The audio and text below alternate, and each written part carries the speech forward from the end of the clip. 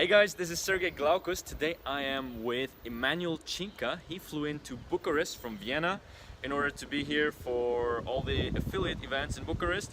He's an affiliate marketer, quite an accomplished one. He's been moderator on the STM forum. He's run lots of affiliate campaigns, and he also has an own project, which we will talk about it a little bit later. But first of all, let's go start our walk with the experts, and I'm going to ask you a few questions. All right, let's go. Thanks for having me. Emmanuel, tell us a little bit about yourself. What's your background? All right, so main thing about my background is probably that I quit university twice. So I think that's a good one to start off with. One time I quit technical university very early on in the first semester. That was how many years ago now?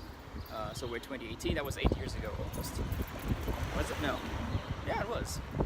When was that? So it was like 2010. 2010, oh man. Something like that, yeah. It's a pretty long time ago.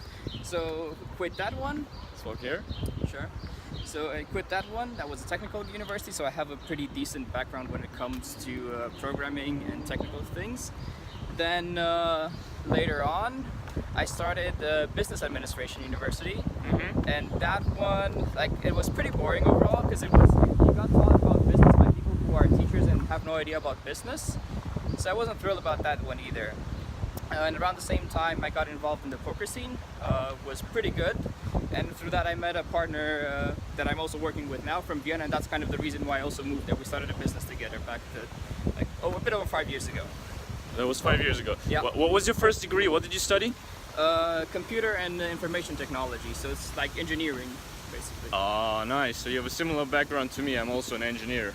On paper. Yeah, on paper, yeah. Nice. I also dropped out of university. So, but just once, right? So I have one up on you there. yeah, actually, I'm kind of still studying. Oh, okay. Officially, Okay. let's walk here. All right. Hope it's not that windy. But sorry, just bumped into somebody. But this is not about me. Let's focus on you, All right. because you're super interesting for our viewers. What is it that you did after all this university stuff? Sure. What did you so focus on? I moved to Vienna to start a tech company. It was a software development company. Since I have some bit of a software background, it was pretty decent for me then to get into the scene. And I also wanted to move abroad from Romania. It's a nice country, but it also has a lot of downsides, which, and being young, I wanted to explore more. Yeah, so I moved there, started off doing software development there, and one thing led to another. We tried a lot of things, general software development, then some things focused on mobile marketing, so an actual ad network, then software development for lab tools usually, so like operating system for all sorts of tools they usually don't see that they are used by scientists in their labs. But then Sorry, this video just stopped. Where did we? so yeah, I was talking about the lab equipment software. So equipment they usually don't see is just researchers who are looking for them, working with them. Okay. So unless you're a researcher, you probably don't really run into that. But not long after, like, it was going pretty well, but the main technical guy that we had on our team, the CTO, he was getting kind of burned out and wanted to just do something else or like take a break, and those sort of things. It didn't work out in the team together with that sort of idea, because we still have customers. We were trying to hire, but it's hard to find very qualified technical people at a good price because we were still a startup, right? So putting all these things together, we ended up deciding that it's better to split off, and I was looking for something else to do. And when talking to friends and everything, the main thing that came about that is really quick to test and not very expensive is affiliate marketing. So from 3 years ago, started affiliate marketing, and still in the industry so far. But I'm getting more and more familiar with people who are newer in the industry. I used to be the newbie, but now it's getting better for me. Yeah, no, everybody knows you. You know everybody in the industry. It's a good industry to be in. Are you actually teaching people affiliate marketing? No, so I never taught people aside from like friends asking about it, or on the STM forum where I'm still a moderator. I still answer posts, and I have a few tutorials for specific things there. But I don't actively do any sort of courses or anything like that. So I Okay. mean, if you're on the STM forum or you find my blog or something like that, you can ask questions. I'll probably answer, but you know, I don't have like a step-by-step program or any sort like that. By the way, you have a blog, right? Yeah, but Yeah. it's pretty inactive because of the new project. We can talk about that a bit later, I guess. But, Yeah. at least you get my contact details there. Yeah, let's just have a quick look at the beautiful Bucharest. We're right in the city center here, and it's a beautiful city to look at. What is it like for you to be back in Bucharest? Well, it's my first time in Bucharest, right? Actually, so it's my second. First time I came to Bucharest was one overnight trip because I flew out of Bucharest to Vienna when I moved there. So I don't count that. So it's the first Oh, time yeah. I actually here. I'm Romanian, but I'm from Arad, which is western Romania, close to Hungary. Like my home city is essentially closer to Vienna than to Bucharest. Oh, really? Yeah. That is funny. That is funny. Yeah, I met a lot of Romanians in the industry, and I think I have more Romanian friends than from any other country that are in the industry, and I attribute that to their intelligence. I mean, what do you think? Why are Romanians so? So I think common?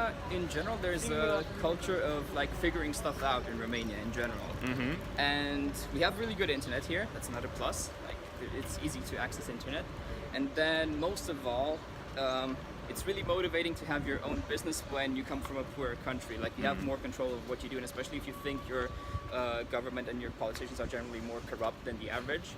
You really don't want to be depending on them in any way, and I think that kind of pushes people to be entrepreneurs in one way or another. And then affiliate marketing is definitely one of the better avenues for that. Right. What's your role on the STM forum? Okay, so my role there changed recently.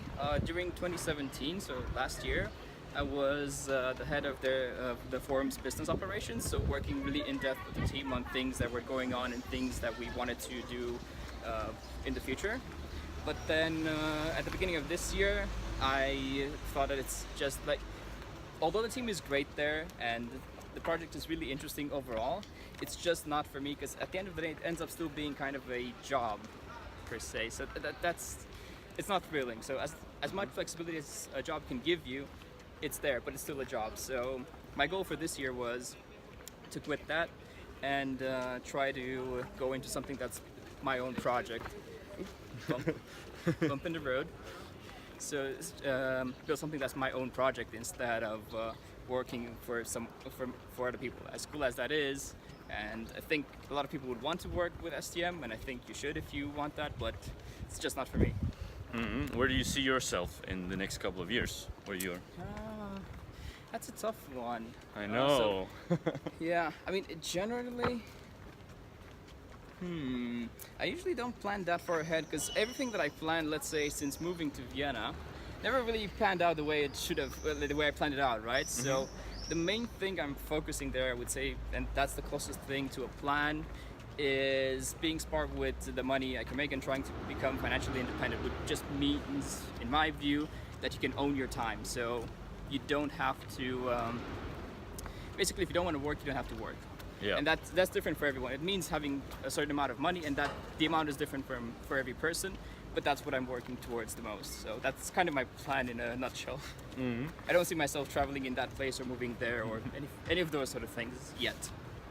Talking of this entrepreneurial lifestyle, which I also admire because you ultimately want to be in control of your own time. Yeah. What's your biggest tips for entrepreneurs? Is there something super, like a lesson you learned? Probably a few of them. Let me think which one would be the best to share, like the main ones to share that are more relevant. So first off, it's a lot about the mindset that you have. In general, if you're an entrepreneur, so either you're, let's say, even if you're a freelancer, so you're just your own boss, but you don't want to build a company behind that, you are responsible for what you do. So there's no excuse that the boss is an asshole, that the company is bad, and that's why it's not working. You're responsible for what you do. It's like a very direct. Your results are very direct consequences of your actions. Go here. And that's pretty tough to get used to. I think if you've worked a normal job, I think that's very difficult to get used to. Like there's really no one else to blame. That's tough. I think that's the main lesson. You have to be really okay with being wrong and not being too hard on yourself, but not being also, trying to find someone else to blame. Like, you're to blame, you learn from that, and you go forward. So that's the main one for sure. That's a good one. That's a good one. I think every entrepreneur needs to learn that sooner or later. Yeah, and it usually comes through experience, but you have to remind yourself of this. Yeah. When the times are tough. I remember a lot this whole mindset about affiliate marketing. Like the first money you spend is usually you're buying data, even if the campaigns fail, for example. Yeah. What's your take on that? I think it's mostly true. Of course, you have to be smart about it to buy data cheaper and cheaper. So like if you bought, let's say if you're someone who buys data regularly on any sort of traffic source, you have to make sure that you keep at least try to keep a black list, a white list of the best performing placements and things like that. So you don't always have to buy the data again and again and again, right? That's one thing about buying data. You buy it one time and then you reuse it. That's how you learn from it. Like that's the definition of learning. You don't have to make the mistake again. Let's cross the street over here. Right? Is there some kind of failure or something you've had that you learned from? Something you might be able to share? Yeah, careful with any affiliate network or advertiser. Like check your quality all the time because you might not get paid quite a bit of money. That's the main lesson I think that people care about. Like ask about quality, confirm it's good, and get paid or pause the traffic. Like it doesn't matter if they say that it's okay until you have your money in your bank account. It might not be okay. So I don't want to go in depth about that because it's happened to everyone, and yeah. Oh yeah, but it's a tip that beginners I see sometimes. So it's including on the STM forum. Like people get thrilled about seeing that they start making money, but then they forget completely to actually ask for a quality check and then ask to get paid.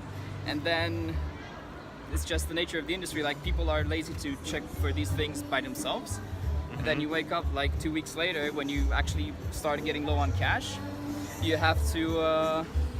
You ask for your money and they're like, yeah, like we have to deduct like 50% or something because it doesn't work anymore. Like the quality is not there for us. So you really have to be careful about that. Yeah, music might be a little bit loud right now because we're passing a place where you can have drinks outside. We wanted to go for a quiet place, but it's Bucharest, I guess. Bucharest is pretty beautiful in the summer. I've lived here for 2 years and I don't like the winters personally, but the summers are Nobody amazing. likes winters in Romania usually, that's what I've heard. And myself either, like it's a bit too cold. Yeah. Besides that, any other specific lessons you learned maybe? Specific lessons. Yeah, so things change really often. Adapting to the changes is really important. And that does not come with any sort of magic. It's just really a lot of experience. And generally when people say that they make a lot of money per day, I mean, I'm guilty of that sort of thing sometimes as well, but just generally remember that it's kind of like the same with dating. It's like, let's just cross the street to be safe first. And yes. then talk more. Yes. It's like guys tend to overstate their performances, Oh. It's the same in affiliate marketing in that sense. So when people talk about their regular income, they very often tend to talk about their top 20% of days and they forget to deduct the losses and add the taxes that they have to pay on the winnings and those sort of things. So just if too many people seem like they're making a lot of money, don't be too discouraged if it's not working really as good for you yet. So just try to focus on yourself instead of focusing on the others. Improve yourself instead of basing yourself on the others and what they do. What would be some? Let's go here. What would be some advice you could give a beginner? A beginner? Yeah, a beginner in affiliate marketing. Let's see. Like the best advice I could give to them. So the thing that you brought up about buying data is an important one, so I can expand on that because it starts from the buying data aspect of things. So as a beginner, you should really focus on improving your ROI. So don't think you have to get 50% ROI off the bat. You have to get from minus 100 to minus 50 and then start off and just climb your way out of the minus 100 to profitability. And then you learn after you bought the data, just build on top of it to get that 50, 100, and even more ROI afterwards. So it's like, make notes of what didn't work, make notes of what worked, use the things that worked, and don't be too discouraged if you start off and, like, let's say a month you lose $1,000 in that month but you went from minus 100% ROI to like minus 25. That's pretty good progress. It just means you need to find the best offer now, usually, and then you're profitable. Nice. Is there any maybe specific advice you could share about like media buying or about how to pick the best creatives or something? Like one tip, one piece of advice that you could share without giving out too much of your own? Use spy tools. There's a lot of stuff out there. Like people talk about, well, maybe for Facebook it's tougher, but for other traffic sources, usually you can see you have a very good starting point by using spy tools. So sign up to one of the spy tools. I think the most popular one now is Perplexity, and it has mobile, desktop, native, and adult. So like it kind of covers everything. Just go there, take out a lot of the creatives, and start with that. You'll be ahead of like 80% of the beginners or something like that. And usually those are the angles that the bigger affiliates run as well. And that means that you don't have to work on the creative so much just yet. You will have to look for the best offer, you will have to look for the best traffic, but one really big element of guesswork is gone. So that's pretty useful. It can save you a lot of money, more than, I don't know, 150 or whatever the subscription is for 1 month. That's a good one. That's a good one. I remember I used some of the spy tools as well for our campaigns. When I started out, there was still like tutorials on doing manual spying. The tools were not really there yet. It's like, yeah, VPN and do this and do that. It's like, it's so tough to find the right angle. So that funny story, that's why I started with display and I made my own angle, which thankfully worked, but if you do that now, it's probably really tough. You mentioned mindset before, yeah, like in the very beginning. Do you have any tools, any book recommendations about that, maybe? Yeah, so there are two tools. One is books, and the other one is from my poker days. Generally, if you play poker, you're essentially an entrepreneur in a way, because you have to manage your money, you have to manage your time, you have to manage your mindset. So the biggest difference between the biggest difference between successful poker players and profitable ones and losing players usually is not the skill and the skill at poker. Of course, there's some difference there, but the biggest difference is they're able to play their best game way more often. They don't tilt, so they don't make decisions based on emotions. They're really analytical. So if you play enough poker, you kind of have to, if you want to continue playing without losing a lot of money, you have to do that. So it comes with territory. But then the second one is I read and still read a bit less now because of time constraints, psychology books. I think they're pretty good overall. Like it gives you a better understanding about yourself and also about other people. So when it comes to sales, managing people, managing yourself, everything, psychology books are really good. So what are your top 3 in that area? My top 3, okay.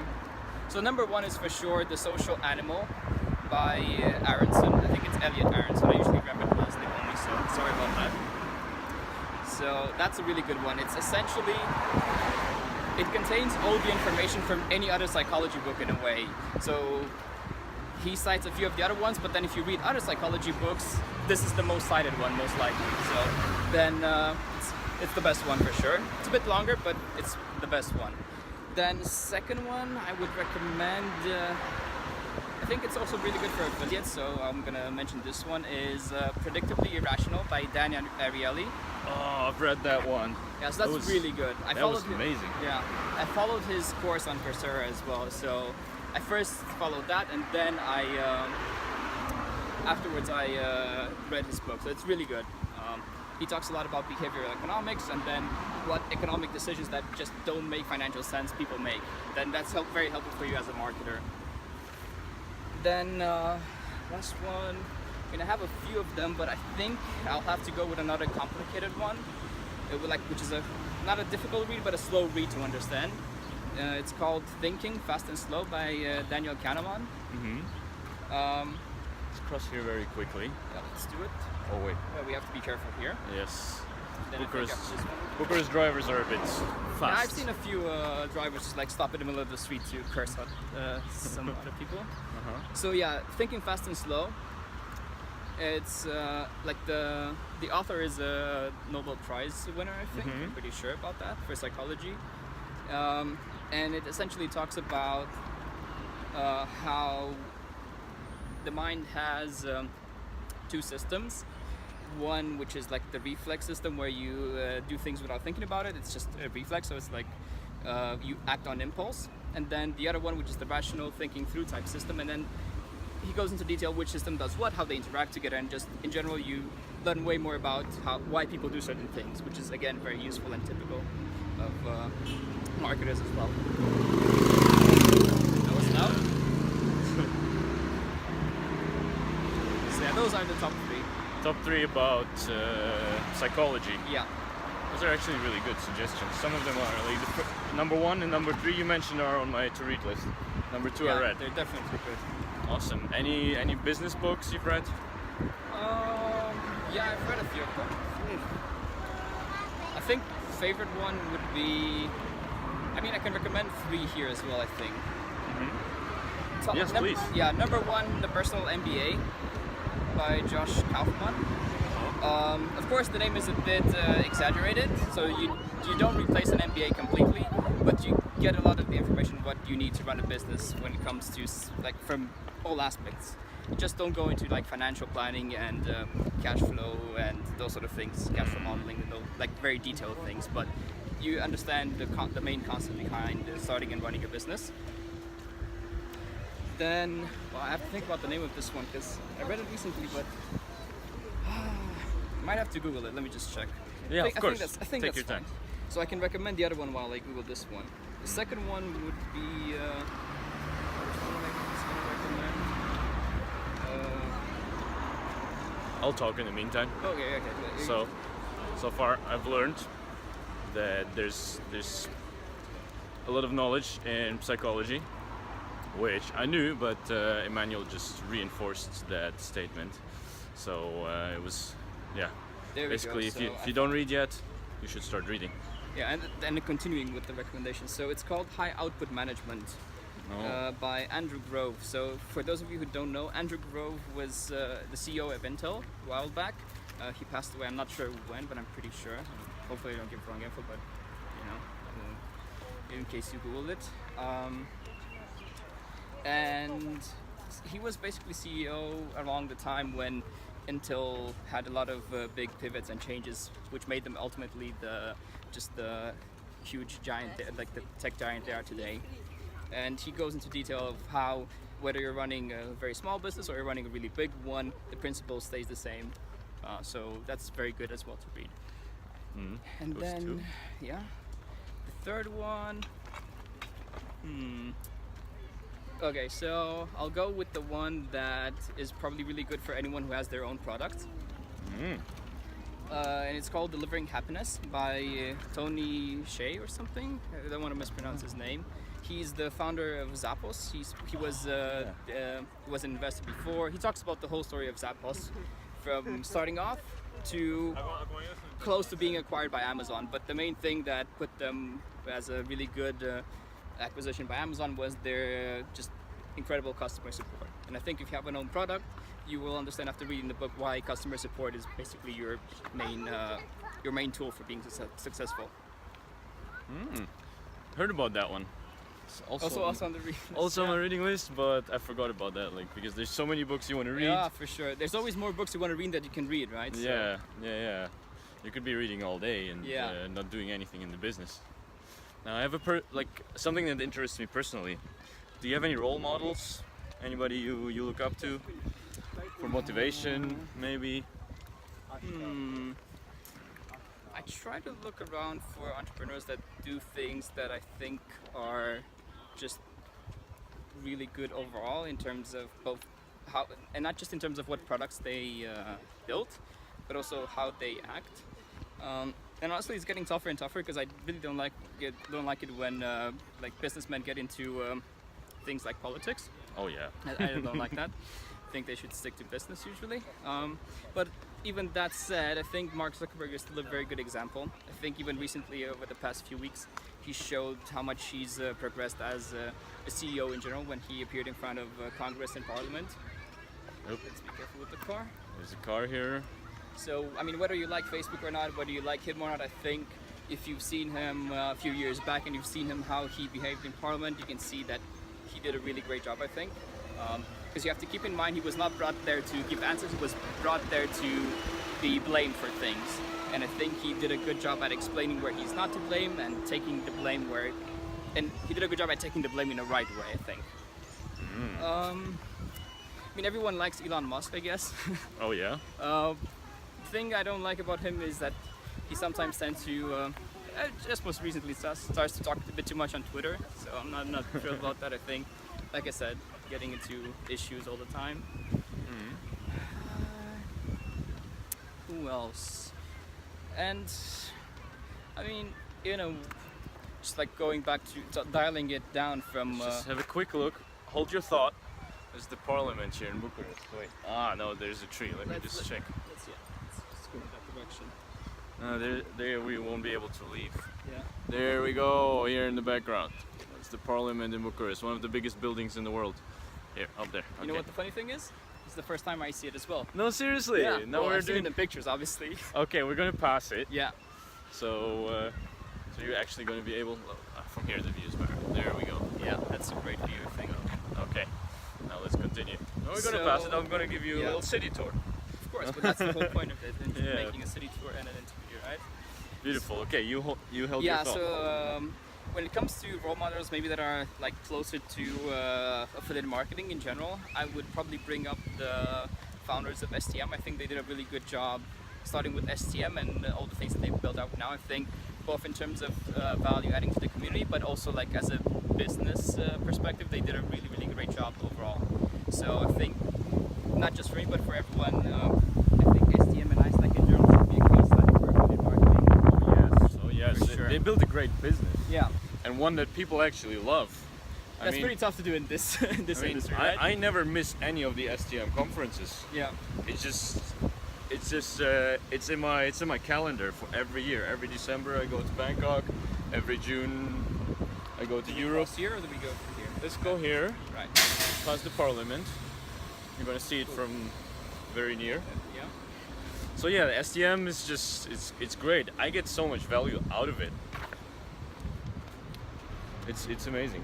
Yeah, I think the community they built there and everything that's happening now is just super good. So if you want to do anything that's legit in the industry, I think you should have a look at what they're doing.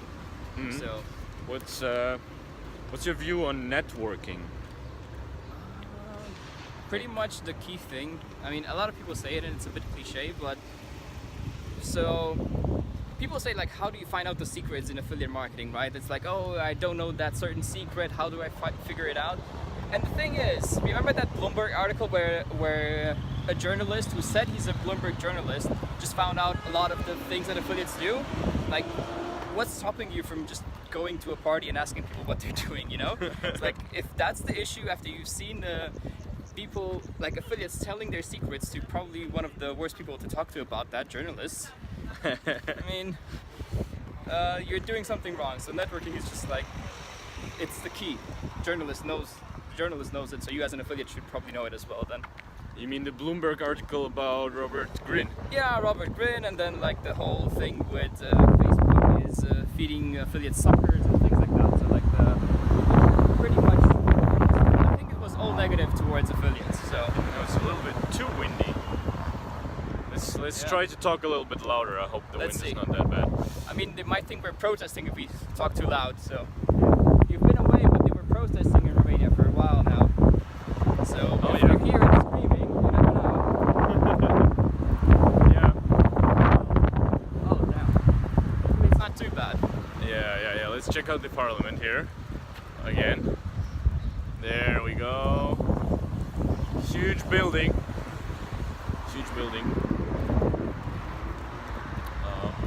Yeah, what I found about networking is that through connecting with people, going to the affiliate events, I met so many good people, so many good friends. I learned so much more than from books, for example. Yeah. You go speak to people and they will tell you what's working. You will get a sense of like where the industry is going. Yeah, and it's usually what you talk to them is a lot more actionable than books, right? Yeah. If you read a book, books have to be very general to appeal to a broader audience. So if you just go and talk to people about the specific thing they do, they might not be great at Facebook, but if you're, I don't know, running pops and you talk to someone like Andrew Payne or Vortex on STM, they will know exactly what's going on pops, right? So it's really specific to what you're doing, so you have to find the right people to talk to, but it's the most valuable thing. Actually, yeah. Okay, wind is not so bad anymore, I think. Yeah. What else? So now we've actually covered everything that interests me or interests the viewers. Now let's talk about something that is your project, your current project. All right. Which is, I find it amazing, like a newsletter where people find the latest affiliate marketing news. But you talk more about it because you know more about it. All right. You're the master of that. Yeah, so the project is called What the F. So it's kind of like What the F, but like AFF. And it's meant to be a daily newsletter for affiliate marketers. So it has curated content with affiliate marketing news, the latest tech in affiliate marketing, and actionable advice. And it adds a bit of lifestyle aspects to it as well, but usually they're secondary. So the focus is on having the latest information of what's going on in the industry. So this is kind of the own project that ended up being the most successful one out of the things that I tried out this year. And like Sergey said, he's a reader, and I mean, I've been getting really good feedback about it. I'm thrilled about it, way more than I would have thought. So since about a month ago, that's become my main focus now. And yeah, I'm really happy about it because it's a project in affiliate marketing that people like. I've met a few people here in Bucharest now that, well, I introduced myself, we had a chat. And then when the normal question came, like, what do you do? They were like, oh, I'm subscribed to that. Yeah, so they had no idea who I am and everything, but they already read what I'm doing. So it's kind of it's like a super good feeling when something like that happens. I'm personally a reader, and I love it. I love it. It's good to hear. I love it. Where do you see What the F going? So hopefully it's not too loud again. Right now it's still in a phase where I really want to find the product market fit for it. So there are two aspects here. One aspect is, first thing that we tested is like, do affiliates really like it? Like, do people read it? I think that's really important, because if people don't read it, then it's gone. Like, nothing else really would matter. So that thing, I think, is tested, and we can say it's successful. I think people enjoy it enough that there's no real need to think too much about like if there's a fit with the users, with the readers. But then the second thing is, as you can imagine, like, you cannot really do a project for the long term if it doesn't make any money. So the other thing is figuring out monetization for this sort of newsletter, daily newsletter. And just based on the newsletters that I've been following to actually build What the F, there are three that I follow quite closely. One is called Morning Brew. Another Morning one is what? Morning Brew, like brewing coffee. Okay. If you're interested in business in general, I would recommend that one as well. It's a good read. That was the first one that like opened my eyes to this concept of daily newsletter. So then there's one called The Water Coolest. So like the water cooler, but no, it's not cooler, it's coolest. I think they're a bit related in between them, so you can probably just go, and if you enjoy one of them, you enjoy the other, but there's a lot of overlap. And then there's one really popular amongst affiliates already, it's called The Hustle. So that's a very broad entrepreneur type lifestyle newsletter overall with good information, but it's a bit more broader, it's not very niche. So those 3 newsletters, they all monetize in a way that I think is pretty good, because myself included, but a lot of the friends that I know read those, they often say like they read through the content and they don't realize which is the sponsored one. But not in the sense that they get deceived and it's not presented. It's like super obvious, it's tagged there, they say it's sponsored by and everything, but they manage to convince the sponsors to actually provide valuable content. So that's the key thing that I want to do now as well with What the App, is see which are the most fitting companies, if they get enough results, if they have enough reach, and if they provide, not just themselves, of course, with me helping them out, quality content for the readers. Because at the end of the day, it still has to make money, but then if it has to make money, it has to maintain the readers. So that's the balance that I'm trying to strike there. So readers confirm, monetization is the thing that's pending some tests. So if you're subscribed, you'll probably start seeing a few sponsored newsletters the next 1 or 2 weeks. That's great, that's great. How often do you send newsletters out? I send them Monday to Friday, so 5 times a week. I'm still trying to figure out the schedule in terms of holidays and things like that. Right now it doesn't really matter, but I think just in general it would probably make sense around New Year's to have a less busy schedule. But yeah, it's very difficult as a global newsletter because it's not focused on one country to just take the bank holidays of a country and then those say like, well, nobody's working, nobody cares, right? So it's gonna be Monday to Friday for the foreseeable future. Cool. I mean, today we had some issues, but it still went out, so it's good. Oh yeah. You mentioned something with active campaign. Yeah, so they were down for like 8 hours during the day globally. Nobody could send emails from them, or like almost nobody. So it was delayed by a couple of hours. Usually we try to ship it out exactly at 1 p.m. Central European summertime. So yeah, that sort of fits everyone in the world usually, and it was a bit disappointing that we couldn't do it because I like to keep my word. If I say that I'm gonna do something, that was a bit disappointing. So, but yeah, well, I've learned from the mistake. Hopefully, it doesn't happen again. Well, I think we've covered so far everything. So let's just stand here for a second. Right. If you are not subscribed to What the App yet, you will find a link under this video. You'll be able to subscribe. I really recommend subscribing because it's an amazing newsletter. And so tell us where to find you on the internet.